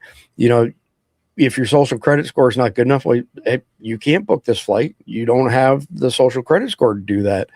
Then think in terms of, you know, financial services. I saw somebody just mention CBDC is the scariest thing. They will be able to control every single penny that you spend. And if you do something that they don't like, they'll put you under their thumb. They'll stop you completely. And I could go on and on and on with this digital identity stuff, but I won't go further because this is not a bad video. It's 1 minute and 18 seconds. I'm going to play this and then we're going to get into the final segment 5. But big tech, government agencies, corrupt law enforcement use your phone to track, control, and silence you. If you think they won't use this against patriots, we don't say patriots anymore. We say real Americans, TM Randy Nance. Just ask the J6 prisoners. Time to fight back. 1 minute, 18 seconds. But before we go any further on that, guys, I'm always telling you that your phone is a gold mine of information. It's a valuable source for hackers. It's a valuable source for government agencies that's weaponized. It's a valuable source for big tech, for social media, and all of these things are attracting you. They want to harvest your personal information, such as transactions. They want to harvest your personal information, such as text and all your talking that you do personally with that. And they want to know your locations. They want to make sure that they can control every move and influence everything that you think, say, and do, or put you under surveillance, as we have seen with the J6ers who just got released. Pardon. What happened there? Well, their cell phone providers such as AT&T were allowing weaponized law enforcement agencies to be able to be trained in how to use their own creations to be able to monitor you, to surveil you, to catch you, and to accuse you. So this is what we want to do. You want to head over there to forfreedommobile.com. Forfreedommobile.com, you're going to be able to get military-grade encryption that far surpasses that of NSA standards. So we have no affiliation with them, by the way. I'm really not familiar with their product. But Jeff, coming to you first. I mean, he summed it up pretty well there. Do you want to add anything else as far as controls that they can lord over us? Or are lording over us already? And you're on mute, by the way. Well, let's not forget they're mandating kill switches in cars. So they can just turn off your car so you can't drive anywhere, gas or electric. They can, if they fine you, they can just take it right out of your account because they'll have control over your electronic currency. They can, and the people will come up and say, well, if you're not doing anything wrong, why do you care? Well, I would say if I'm not doing anything wrong, why do they care? Why are they collecting all my data? It's like, no, I have a right to privacy. I have a right for other people not to know what I do every waking minute of every day. But what if it allows us to catch a terrorist and it saves just one person's life? It just saves one life. If it ruins one life, I would go back and say, okay, if it ruins one life, why are we doing it? Yeah. Randy, do you want to chime in on this before we open up the next segment? Well, it doesn't require that, is what I would say, right? It doesn't require that. We don't have to have all those measures just to catch the bad guy. Maybe we should start doing our jobs. That would be a big change. And people have to realize there will be a big difference, right? Because when we go all digital, certainly currency, and you've got an ID, they've got you tied down. The difference between right now when we get our paycheck and it goes in our bank, or we put cash in our bank, or we withdraw the cash, it's ours. We own it now that it got paid to us. So they can't just take it back. Now, we know there's measures legally that they can do that, but you know what I mean. Now, once this digital currency comes in, they own the money. They will always own the money, even after they paid you. They own it in the digital space. So as you mentioned, if you aren't paying along the right way, they can take that money from you. There's also rumors that, that it goes along with, and is probably true because they've also said it with their own mouths, that you will own nothing and you will be happy. They will also put an expiration date on your crypto dollar so you cannot save it. If you haven't spent it by such and such date, it turns into nothing. And so all that y'all have to realize are controls that we don't want to give them. So, Randy, if you don't mind, comment on this comment made by Daniel. If I'm not doing it, I'll read it to you. If I'm not doing anything wrong, they may change the rules and my habits may be made illegal. Great point. Well, so we have seen them, right? And not just some authorities. There's definitely been several politicians, but now we've seen even videos from regular, or, we'll call them the purple hair people and the SSIRs, and telling us that we're going to hunt you down and we're going to kill you. If you voted for, you supported Trump, we're going to hunt you down and we're going to kill you. We're going to erase you. So, yeah, that would be pretty scary, wouldn't it? Because that's what we have to look forward to when they gain control back. Yeah, it's not a pretty picture at all. So let me tee up segment number 5, our final segment here. So I titled it Fighting Back Against the Watchful Eye. So, regular Americans, real Americans, TM Radiance, are already done with playing nice with this level of overreach. And, we've got this warrantless spying that's been going on that came about as part of Patriot Act 1.0. People who are privacy focused have been demanding audits on the fusion centers, and they just run you in circles. I can tell you that from firsthand experience. I've requested some FOIA information, and every single time it comes back, we're unable to fulfill this request. So I don't think that our lawmakers have the wherewithal to go against the money kings, essentially, to halt this crap, and that they'll just roll over and continue to take the money. I mean, look at some of the numbers. Ilhan Omar she lied about her age on her admission paper. She was 19 and she said that she was 17 or 18 so that she could come in as a child. She married her brother to get her brother into the country. She comes from Somalia, didn't have 2 nickels to rub together, but she's reportedly worth $30 million now. And ironically enough, AOC, a squeaky voice bartender, was buried in student debt and now is also said to be worth somewhere between $27 and $30 million. We can't count on any of these people. I don't care which side of the aisle they're on. It's all political theater. Can't count on any of them to do the right thing. So basically, you have to look at this, that every single thing that you do, unless you take measures, is going to be tracked, is going to be added to your profile. They'll have a dossier on you. I'll go one step further where Randy was. No ifs, ands, or buts. When Team Obama gets into any level of control in this country ever again, all of us who've spoken out against that piece of shit and his minions we're already on those lists, and they'll be coming after every last one of us. And I mean, it's not even something I'd say let's bet on it, because there's no betting. It's a given. It will happen. So we covered a bunch of the stuff this week. As you probably noticed, this part of the series has been really focused on digital stuff, whether it be CBDCs, social credit scores, all those sort of things. There are some things that you can do. You've heard our panel talk about, the benefits of using cash, not taking your phone with you, so you can't be tracked as far as where you go. I mean, geofencing is a great way for marketers to market to you. There was a pilot program that IBM had going in the 90s, by the way, and I was made aware of it about 10 years later, maybe the early 2000s, when I was working with Sun.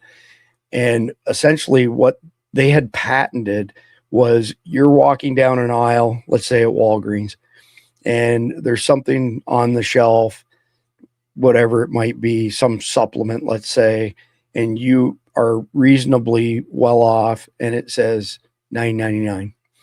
And then you leave the aisle and somebody else comes in who, let's say, is on EBTs or whatever, and they look at it and it says $5.99. This stuff has been on the books for a long time. And if you think it's not happening, go to any major chain. I won't give Starbucks my money. Howard Schultz is an asshole, and so is his whole organization. But depending on your geographic location, and I'm going back in time here, like if you went beachside in Daytona Beach, south of us, let's just say for argument's sake that it was $7 for one of their foo-foo coffees. But then you went to the Starbucks closer to the hood in Daytona, it'd be $5. And then you go to the Kroger's in Zanesville, Ohio, which has a Starbucks in it, and it would be $3 for the same coffee. I mean, there are so many ways they're already abusing this and will continue to abuse this stuff. And technically, there's nothing that we can do about it. However, I think that the oversteps on the part of, intelligence agencies directed at real Americans who are not the threat, I think that we could see some lawsuits from that. And Jeff, I want to hear your opinion on that. What is the prospect of people getting so fed up that they sue the government over infringements of their constitutional rights? It's going to happen.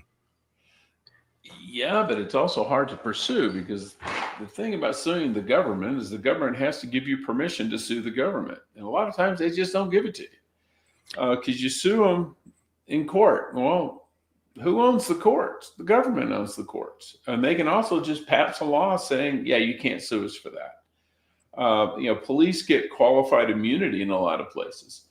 You look at, and it cuts both ways. You just saw, presidential immunity. Trump can do stuff, and if it's within the duties of his office, and you can't charge him with a crime, you can't sue him for it.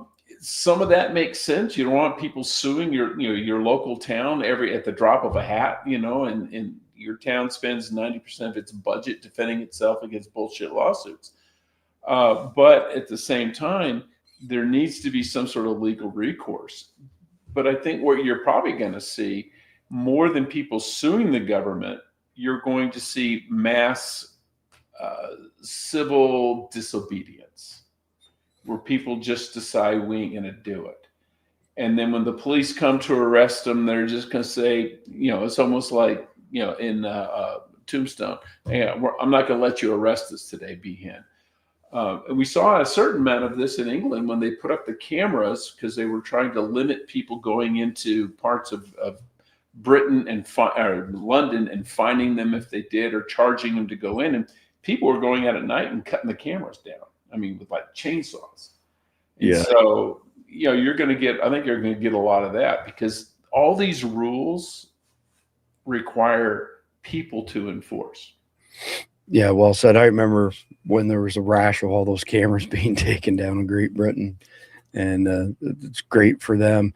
So before I go to your question, Randy, I'll just give you one example of government overreach. So I think it was 2004, might have been 2005 Bike Week in Daytona. And as you know, Jeff, at that point in time, it was a way bigger event than it is now. The entire population of Volusia County was barely over 500,000. We're not even 600,000 right now. And we had a serial rapist on the loose. And the cops were setting up roadside checks, and they stopped people on their motorcycles and forced them to give a DNA sample. And if you refused to give them a DNA sample, they had a magistrate on site who would give them a warrant to collect your DNA.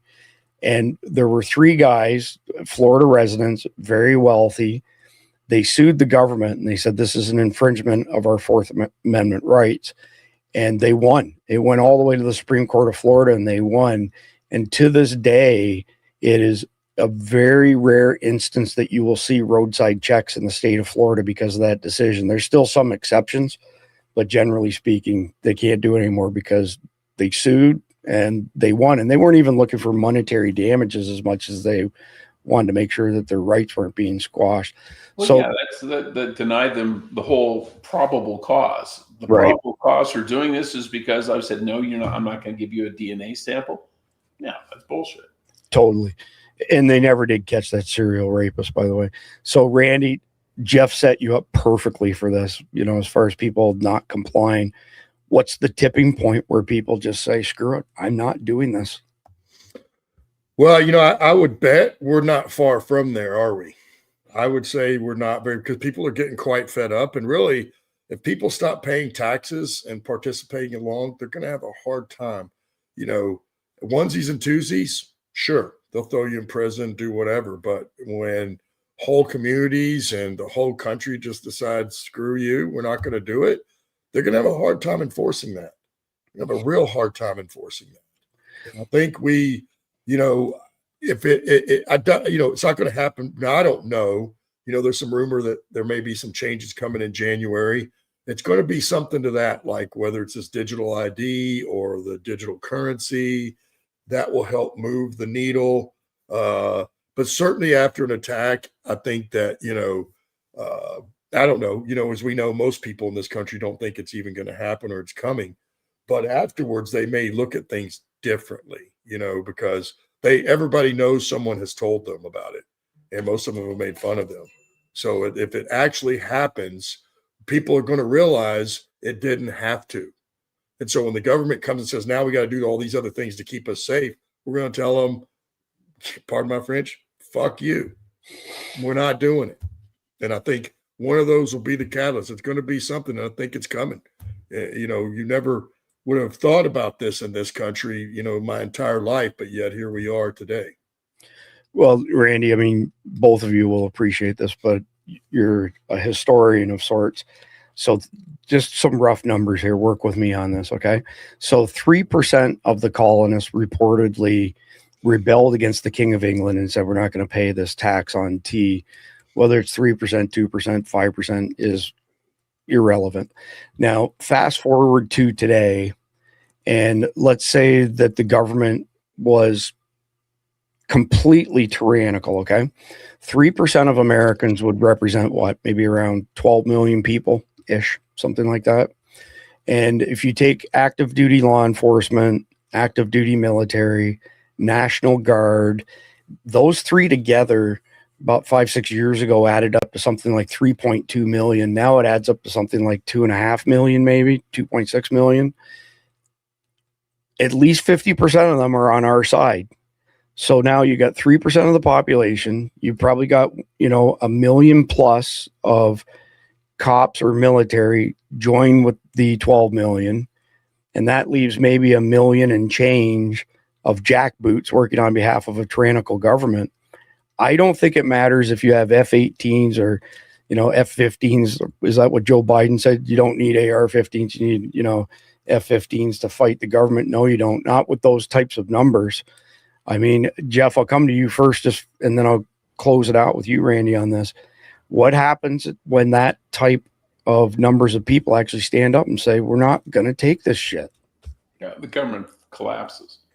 A government requires the will of the governed. And when the governed quit being, that they just say, we're not doing this anymore.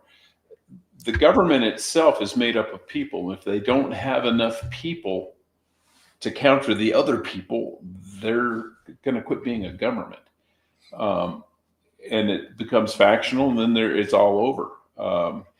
It'd be like take any state in the union. They say, well, we're going to vote that half of our people are can no longer live here, and we're going to kick you out. Well, if they just say we ain't leaving, what are they going to do? Right. Yeah. Good point. Randy, you get the closing words on chapter 5. Well, and then you're going to have to talk said pilot of F-15, right, to bomb regular Americans. But here's also a little tidbit. And of course, we know Joe Biden never knew what the hell he was talking about. And he just proves it, because as we proved in Afghanistan, and certainly we should have learned from Nazi Germany, right? In one way, you're never, ever going to bomb a society into submission. They tried it, and they bombed England and like over and over and over. Did they ever quit? No, they did not. And it's the same here. Same thing with us in Afghanistan. Yes, we destroyed those tunnels and we hindered them in some way, but we never stopped them. You're always going to have boots on the ground that come out and do the dirty work. And so far, I would say it probably would have really only taken a few more years of this wokeness in the military, and maybe that would have changed. But I would bet it's still not there yet. And I can guarantee you, on the special operations community side of the house, you're going to have some folks there that you have liberals in there as well. But by far and large, most people are gun-toting Neanderthal type folks, right? And they're ready to duke it out. And they are pro-American.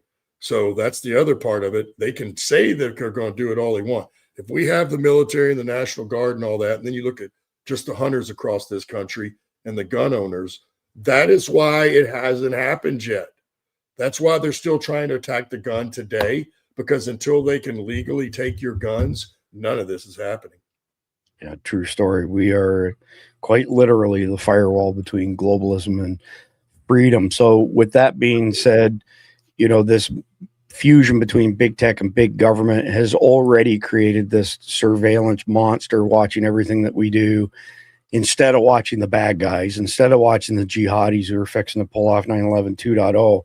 So again, depending on your financial situation, if you can manage to stockpile 90 days worth of food, I highly recommend that you do. If you can't afford higher end stuff, at least buy 5-gallon buckets of rice, beans, things like that will at least keep you functional. You can't fight if you're hungry, put it that way. You can't defend yourself if you're starving to death. And if you're not into encrypted comms, I recommend you look into that. And there's lots of options there. You want to have backups for all of your comms, whether it's Garmin InReach Minis, POClink radios. If you want Walking Dead level, you got to go shortwave HF. It's the only way that you're going to communicate long distances as a civilian after the shit hits the fan. And if you have the income, get some training. Standing at the range, throwing lead down range is good for dialing in an optic and familiarity with the controls. When you're under stress and you're on the move, it's a totally different world.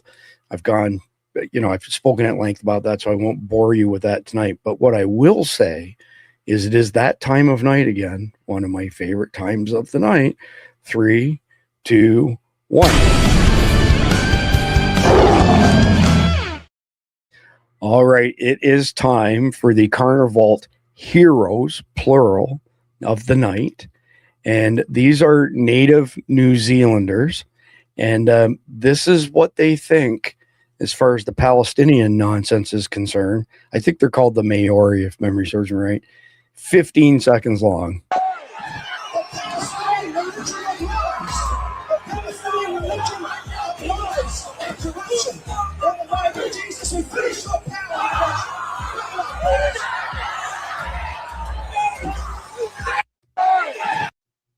So there's your Carnival heroes of the night. Good for them standing up. Jeff, Randy, you guys want to comment on that at all? I'm just saying sometimes you got to go savage, right? And that's what these people are. So call. That's the only thing they understand. Let's give it to them. Savagery. Well, that's the Maoris, man. I remember we had a Maori rugby team in a tournament here in Tucson, and they came to the bar one night and they did the haka, which is their big war dance, and it's pretty intimidating. They were some big dudes. Right on. That's awesome. That's awesome. No lack of testosterone in there. No. Circle there. So next one up from Amy Mack. I believe our leaders are aiding and abetting the Islamic takeover, of our country, the same way European leaders did, step by step, lie by lie, until it was too late to stop it. So if you're in the audience and you think that Amy is correct in this, put a 1 in the live chat. You think that our leaders are aiding and abetting the Islamic takeover of our country, put a 1 in the live chat. Put a 0 if you don't think so. I don't know. I don't think there's any doubt, right? Yeah. Because as I mentioned many times, why do they constantly shave off in the news when they say Allah Akbar, or why are they constantly treating them as Islam as the religion of peace, when we know we haven't even looked in a couple of months, but it was over 48,000 attacks since September 11th when we last looked on that website. There's a reason they're pretending that isn't happening, folks. And it's because they're going to do the dirty work for them. That's why they're embracing them. And again, how many people on this planet have the power to shape the media and what they're saying? Not too many. So TROP, original religionofpeace.com, 48,630 Islamic terrorist attacks, not casualties much higher. Well, it was a few months ago. That was at 47,000. Remember, lower too. We've watched it continue to build. And we had one guy on this week who claimed it was 65,000. I've been unable to verify that, but I go by these guys. I mean, I don't know if Jeff, if you want to say anything about that as well, but I think the numbers pretty well speak for themselves. Yeah, I agree. So let's jump into the conflict question of the night. After defeating a small force of a bigger army, Sarge Linus wanted to use the captured men to strike fear in his enemies' hearts. How should Sarge go about doing that with the captured men? So quick question here. When I read this the first time and every time since then, I've got a picture of this grown man carrying a blanket over his shoulder with his thumb in his mouth, Linus. Linus, Snoopy, But anyway, let's get everybody up here. I'll come to you first, Jeff, as far as your thoughts on this. I know you can't, if you do that, crucify him and put him on the road to Rome kind of thing like they did with Spartacus and all. You got to be careful that you don't become worse than the people you're fighting. And so I think if you're going to do, I don't know about striking fear into them. What you do is you say, okay, we kicked, we won. You do this. If you do a take no prisoners thing, or you do battlefield executions, how are you any better than the people you're fighting? And the whole point is you got to maintain your humanity. So you've got to come up with something that could actually be beneficial for you. Maybe you use them as laborers or something like that, and have them build your defenses against their own people. But if you're just going to execute them and put them on display, that makes you one of them. Sure does. Randy, what are you going to do with these guys? Well, I will go back now. Of course, God hasn't come down and told us that, but even in the Bible, there were times he kill every last man, woman, and child and beast. Don't keep anything, none of their goods, none of their lives or anything. So there is a place for that. And there is such thing as righteous anger that is not a sin. Now, of course, it's got to line up biblically for that. And my point to it is, again, just like some of the other questions, it really depends on the enemy you're facing at this point. And I get what Jeff's saying, and there is a fine line for that. But the reality is, if you don't live through it, it don't matter how good you were or how good you think you were going to be when you come out the other side. That doesn't make a hill of beans. What matters is winning and killing the other side. So it depends on the enemy. If we were just like it was some of the Indian tribes that fought each other, I don't know. Maybe there's plenty of ways that you could use them in a positive way, but still have them captives. Just like one of the things that little known fact that ended the Cold War more than anything else did. All the policy, all the politicians, all that shit didn't mean a hill of beans. But when we went and captured that sub that sank out in the Pacific, right? The Hunt for Red October. That movie isn't just a fiction. Now, The movie is, but if you Google it, there's a documentary. We actually did that. And one of the Russian subs did in the 80s, right before they collapsed. Their last ditch effort was, we're going to fire a nuke. The Chinese had given them to a couple of these warheads and the subs, so they were going to use them so they could blame the Chinese. And then we would have had a war between us and China. And then, Russia would have cleaned up whoever was left. That was the plan. But, apparently the sub captain probably punched in the wrong code or something, probably the biggest hero we've never heard about. And it blew up because they realized how bad this was going to be.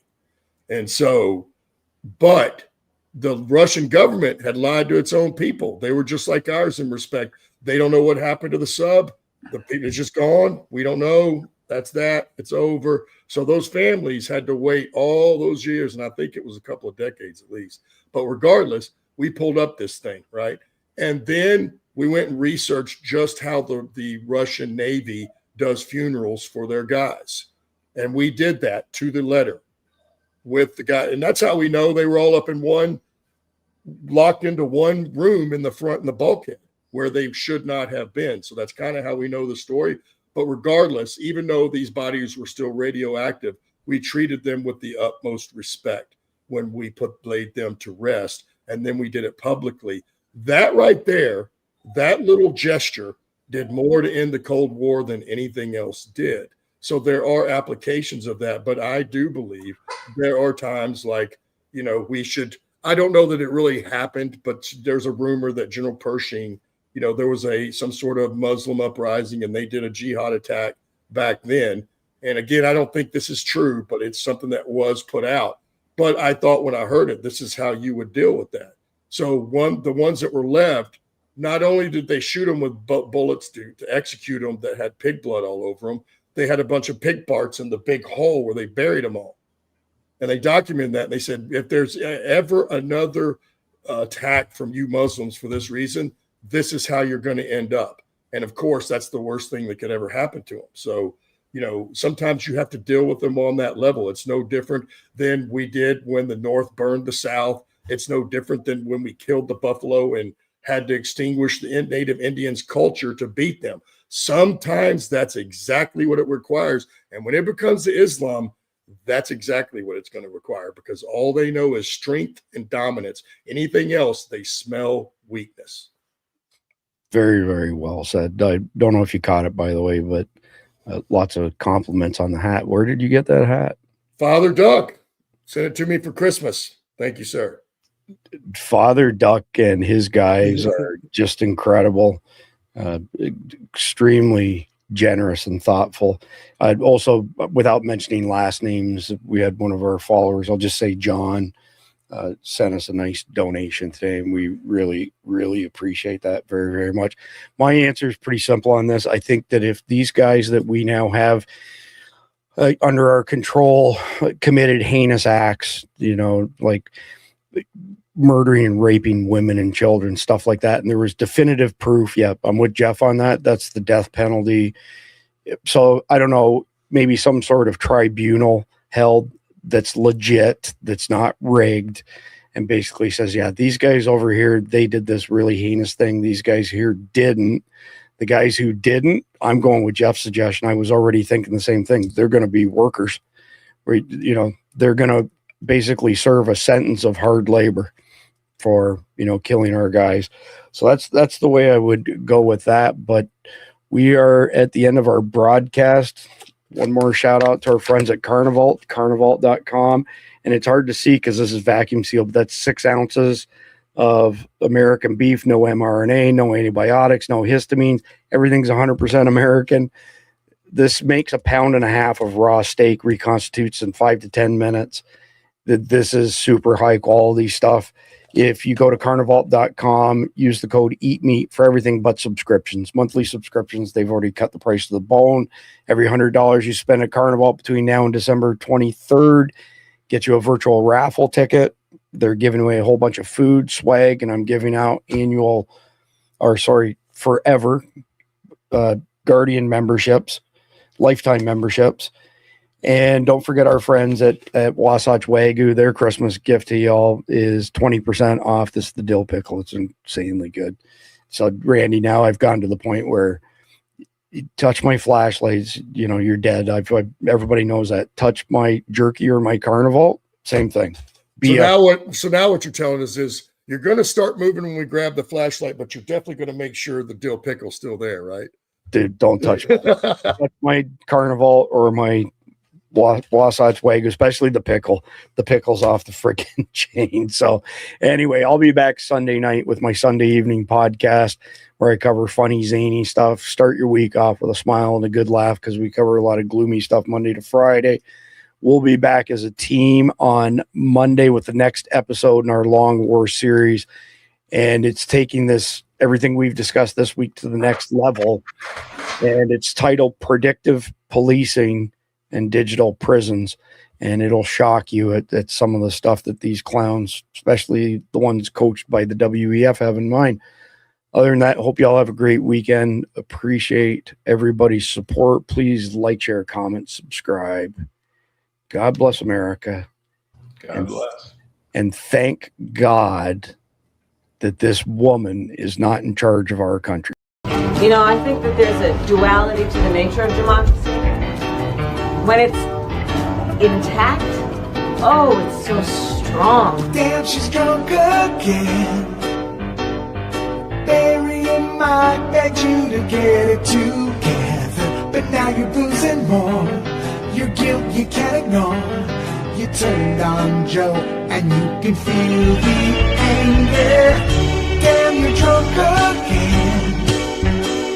We finally understand why you laugh like a hyena. These fake accents you spout, your inner calm is slipping out. And total disregard for those who voted by it. Callous hated you for the longest time.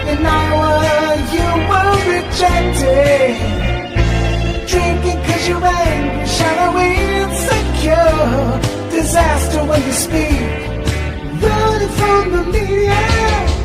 Damn, you're drunk again. Everybody knows that you're Obama's puppet. They're paying for your crowd, the quiet part out loud. The